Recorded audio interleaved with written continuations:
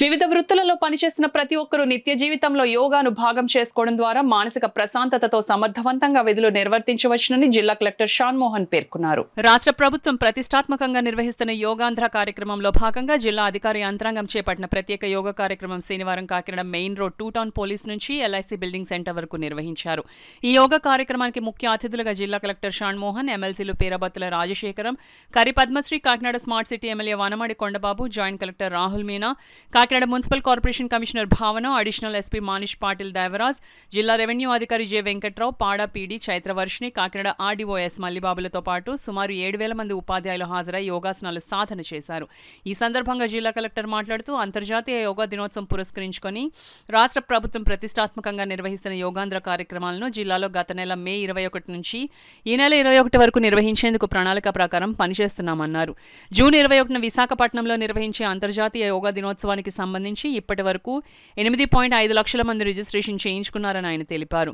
MLC పేరబత్తుల Rajasekharam మాట్లాడుతూ మే 21 నుంచి June 21వ తేదీ వరకు అంతర్జాతీయ యోగా దినోత్సవాన్ని పురస్కరించుకొని రాష్ట్ర ప్రభుత్వం నిర్వహిస్తున్న యోగాంధ్ర కార్యక్రమంలో భాగస్వామ్యం చాలా సంతోషంగా ఉందన్నారు. ఎమ్మెల్సీ కరి పద్మశ్రీ మాట్లాడుతూ రాష్ట్ర ప్రభుత్వం ఆదేశాల మేరకు రాష్ట్రమంతటా పండుగ వాతావరణంలో యోగాంధ్ర కార్యక్రమాలు జరుపుకోవడం చాలా సంతోషంగా ఉందన్నారు.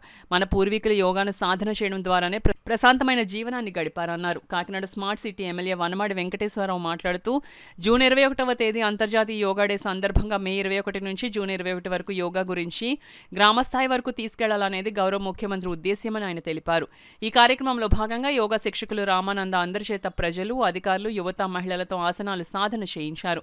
కార్యక్రమంలో ఉపాధ్యాయులు, ఆయుష్ వైద్య అధికారి అలీ, ఇతర శాఖల అధికారులు తదితరులు పాల్గొన్నారు.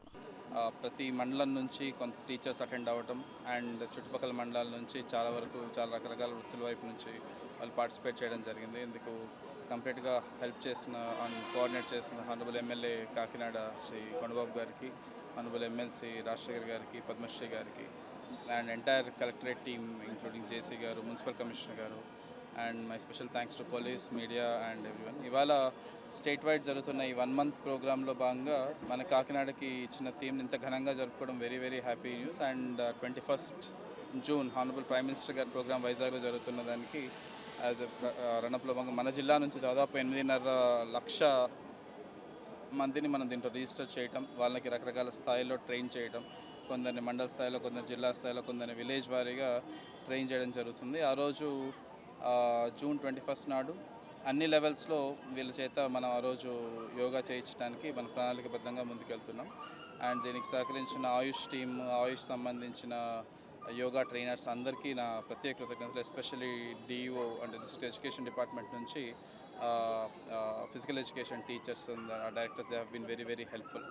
సో ఇలాగే ఆ సపోర్ట్ కొనసాగుతుందని చెప్పి కోరుకుంటూ అందరూ కాకినాడ జిల్లా ప్రజలందరూ ఈ జూన్ 21 వచ్చే ప్రోగ్రామ్కి వాళ్ళు తగినంత సాయం చేయాలని కోరుకుంటూ I congratulate everyone and for participating in this and thank everyone from the district administration. పనిచేసిన వాళ్ళు ఎవరు చనిపోలేదండి. అందుకంటే చెప్తున్నానంటే ఫిజికల్గా ఎక్సర్సైజ్ ఉండాలి, ఆరోగ్యంగా ఉంటారు అందరూ కూడా.